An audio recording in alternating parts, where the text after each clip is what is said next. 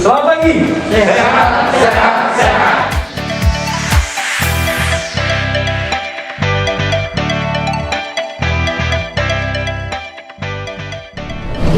Narasumber yang sebenarnya ini siapa nih? Yaitu Dokter Rizky Maulidi dan Dokter Rinadi. Yuk kita sambut saudara Sumina, Mas Pali, Kakak Dokter, Dokter Rizky dan Dokter Maulidi.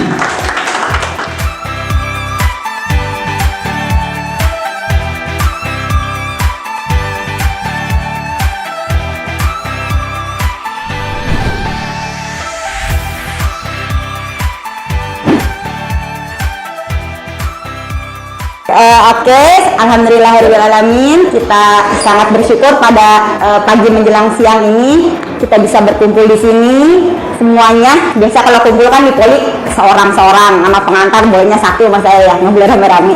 Sekarang kita bisa lumayan berkumpul rame, jadi bisa banyak sharing ya Pak ya, antara bapak-bapak juga bisa menjalin pergaulan lah di antara samanya. Jadi kita langsung aja ke topik ya Pak. Mengenai pentingnya deteksi dini kanker prostat. Ini disclaimer aja dari AstraZeneca. Next. Nah ini dia, mengenal prostat lebih dekat. Sebenarnya bapak-bapak tahu nggak sih prostat itu di mana? Nah prostat ini adalah letaknya di sini. Ini kandung kemih, tempat kita mengumpulkan urin sebelum kencing sebelum keluar. Nah prostat letaknya di sini, tempat sebelum kencing ini keluar. Nah di saluran, kemudian ini dekat sama anus ya.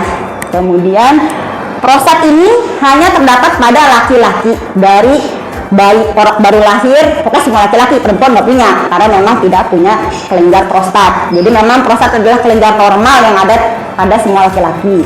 Fungsinya apa? Fungsinya itu untuk memproduksi cairan semen atau air mani. Ukuran prostat yang normal, nah ini bapak kan suka nanya ya, dok normalnya berapa sih? Nah ini dia, normalnya itu 15-20 cc sebesar kacang walnut, kurang lebih seperti itu ya. Nah ini dia, jadi dia ada pada semua laki-laki. Pokoknya kelenjar prostat memang dia normalnya ada pada laki-laki. Fungsinya apa aja? Fungsinya itu adalah memproduksi cairan semen, kemudian memperpanjang usia sperma, dan otot polos pada sekitar kelenjar prostat itu ikut membantu transportasi cairan semen saat ejakulasi. Apa itu kanker prostat? Nah, kanker prostat adalah kanker yang terjadi pada kelenjar prostat yang normal ada pada laki-laki itu. Nah, ini kanker ini. Next. Kanker kelenjar prostat.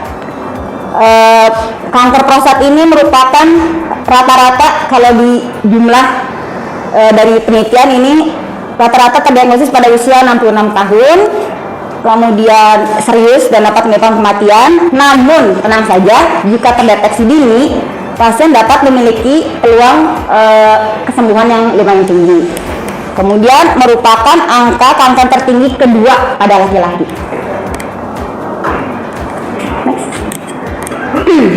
Ini data dari kasus kanker prostat di Indonesia tahun 2018.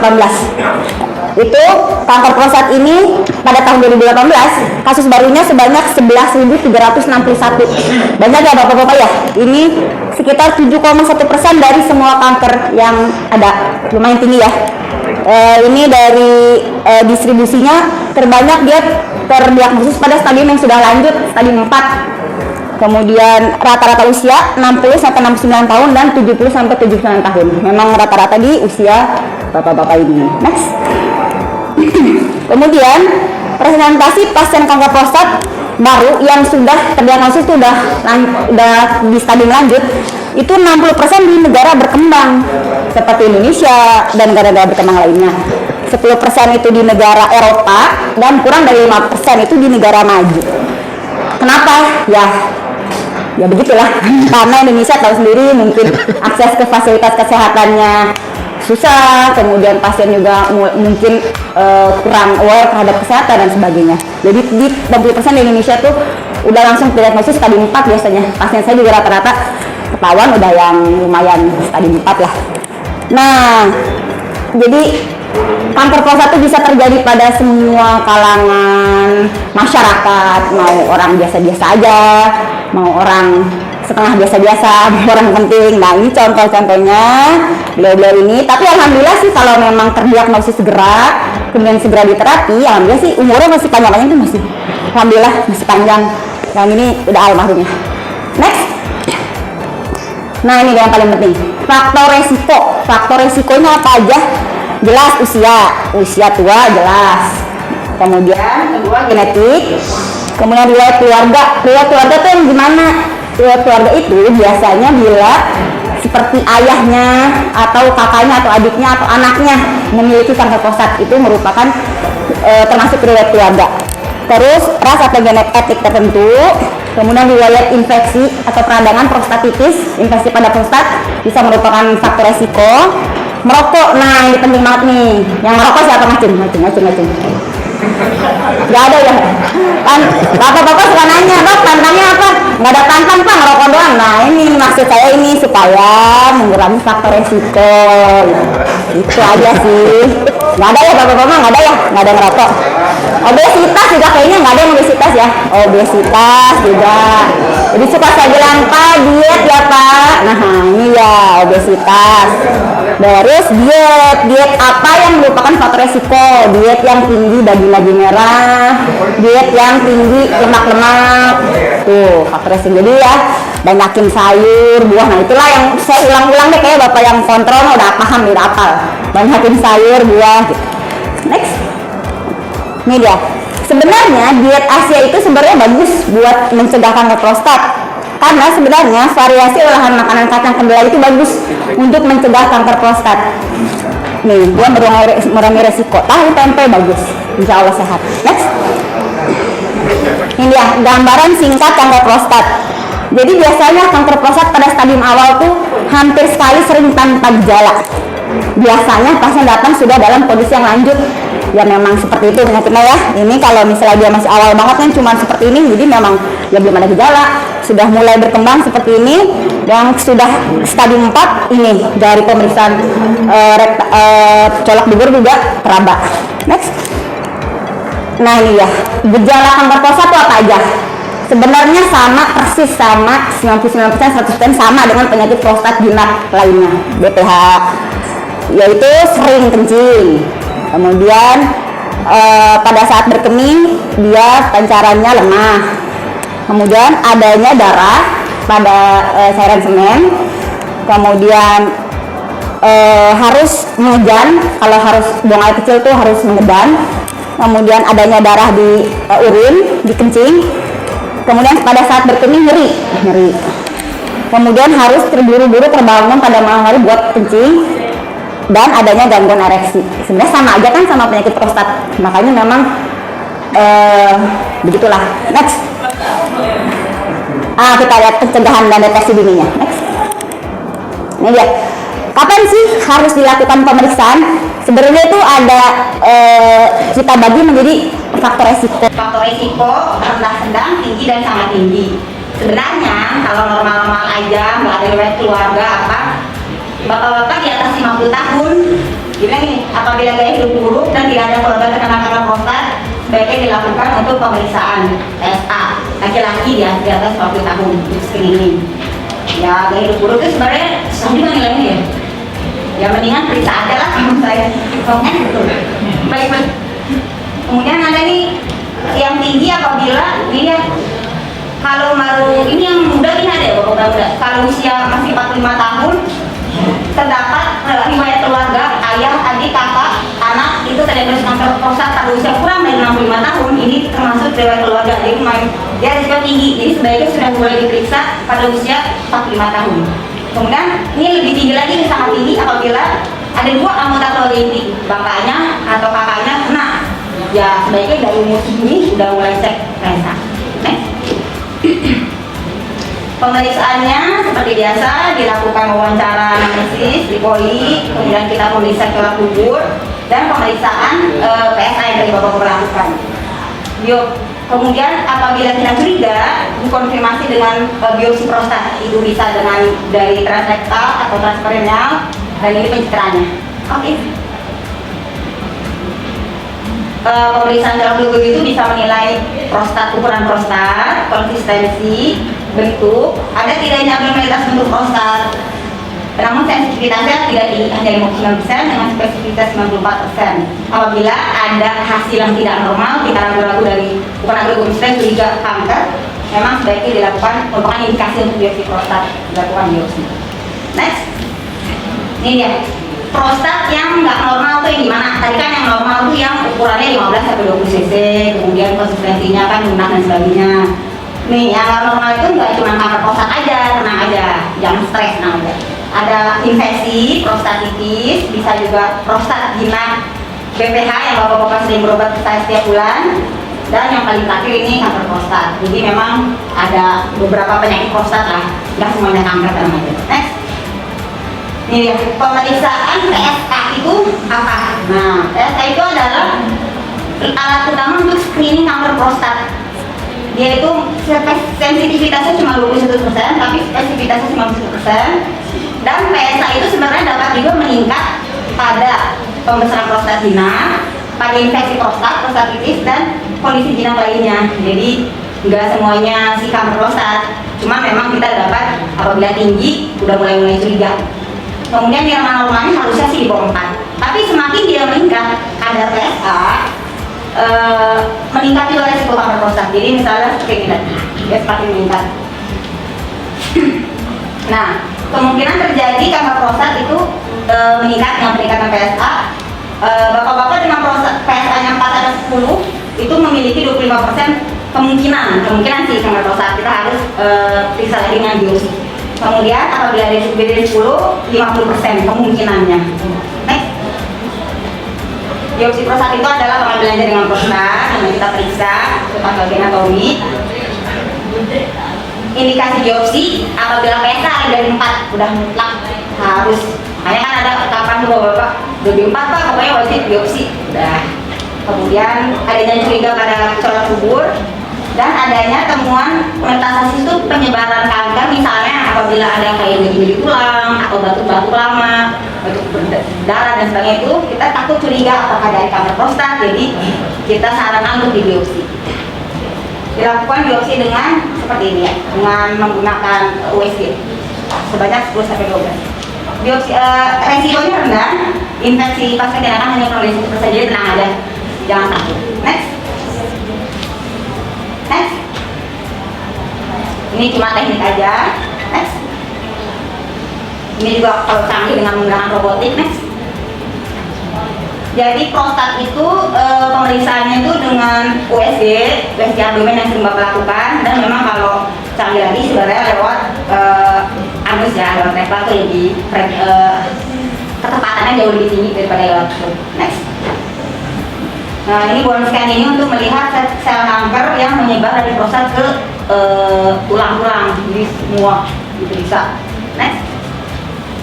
MRI kalau canggih nih, ada kayaknya beberapa pasien yang saya mintakan MRI juga, untuk hasilnya bagus sih, curiga, kita periksa. Terus ada 2 jenis, ini cuma teoritis. Jadi pilihan terapi kanker prostat apa aja? Nggak semua harus dioperasi. Nah, tidak semua harus dioperasi.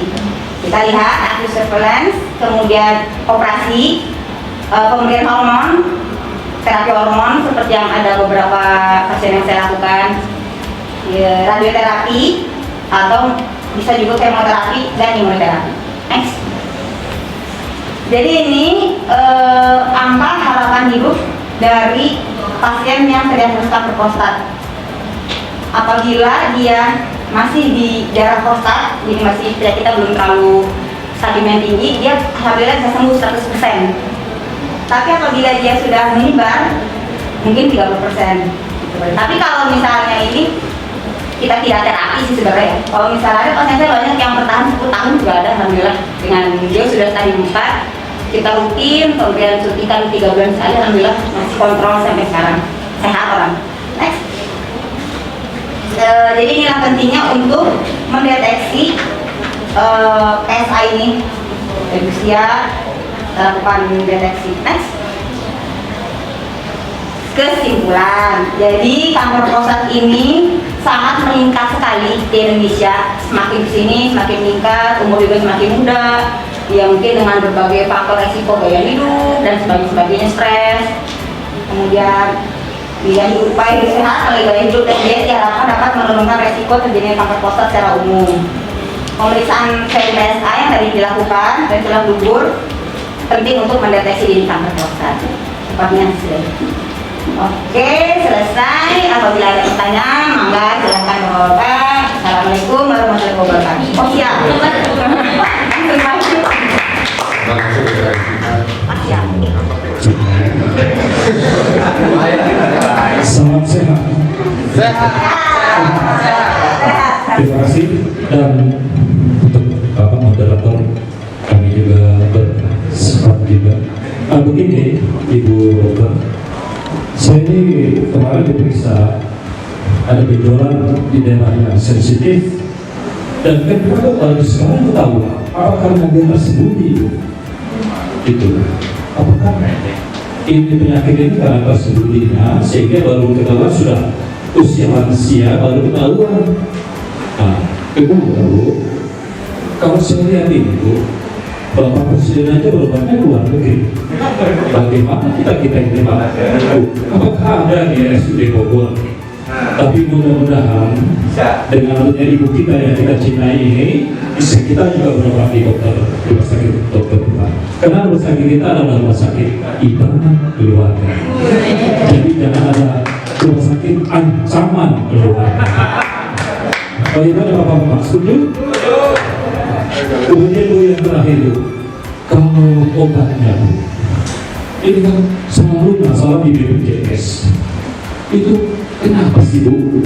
Apa sih kendalanya di BPJS? Kendalanya itu apa?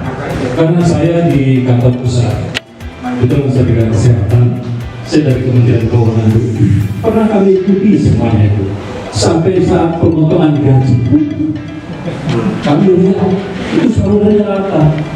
Nah setelah saya lihat kok saya lansia di kota Bogor, karena Pak bilang apa itu selalu saya tugas baru ke kota Bogor. Memang kota Bogor ini benar seluruhnya itu.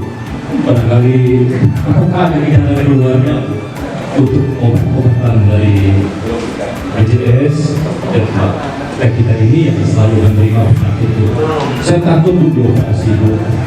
Apakah nanti hilang saya punya bulu saya? Sebenarnya kan Ibu barangkali cukup sekian dan Ibu saya minta jelaskan Ibu itu apa Bu? Ikatan Ahli Ibu tanggal lahirnya kan 31 tanggal 1 bulan 10 ya itu di Medan Bu ya. Salam kelas. Oke, tepuk tangan untuk Sebenarnya tidak ada hubungannya hubungan suami istri dengan kurangnya hubungan suami istri dengan kanker prostat, tapi memang ada beberapa penelitian yang mengatakan bahwa dengan lebih sering hubungan suami istri bisa mengurangi resiko kanker prostat bisa. Jadi Bapak boleh deh minta Ibu malam sekarang PC nggak pernah kanker boleh.